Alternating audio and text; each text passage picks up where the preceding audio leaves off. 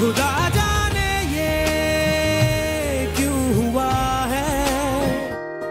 ক্যারিয়ারের শুরুতে বাচনা এ হাসিনো সিনেমার সেটে প্রেমে মজেছিলেন বলিউডের দুই তারকা রণবীর দীপিকা। প্রেমের সম্পর্কে জলঘোলা হলেও শেষমেশ পায়নি পূর্ণতা।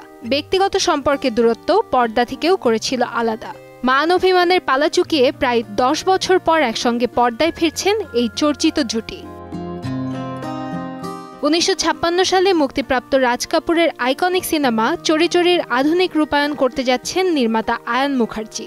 নতুন গল্প, চরিত্র এবং সমসাময়িক পরিবেশে সাজানো এই সিনেমার মুখ্য চরিত্রে পর্দায় হাজির হবেন রণবীর দীপিকা। এদিকে এই সিনেমার মাধ্যমে প্রযোজক হিসেবে অভিষেক হতে যাচ্ছে রণবীর কাপুরের। নায়কের প্রযোজনা প্রতিষ্ঠান আরকে ফিল্মসের অধীনে নির্মিত হবে সিনেমাটি। যদিও সিনেমার আনুষ্ঠানিক ঘোষণা আসেনি, তবে বলিপাড়ার বাতাসে ভেসে বেড়াচ্ছে প্রি প্রোডাকশনের খবর। সবকিছু ঠিক থাকলে 2026 সালের প্রথমেই শুরু হবে সিনেমাটির দৃশ্য ধারণ। কান্তাময়ী স্নেহা, সময় সংবাদ, ঢাকা।